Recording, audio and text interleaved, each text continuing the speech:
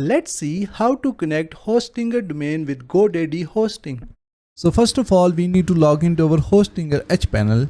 So this is the domain that I want to connect to the GoDaddy hosting. So I am going to click on manage from here. Now from the left menu, I will click on DNS/name servers. Now click on change name servers from here. Again click on change name servers. Now here we need to add the GoDaddy name servers. And after that we are going to click on save from here. And in this way our Hostinger domain will be pointed to GoDaddy. And now we will see how to add our Hostinger domain in GoDaddy hosting. So go to godaddy.com and log into your GoDaddy account. Now here on the GoDaddy account dashboard you will see the web hosting section. So click on it and then click on manage from here. After that from the web hosting dashboard click on cPanel admin from here.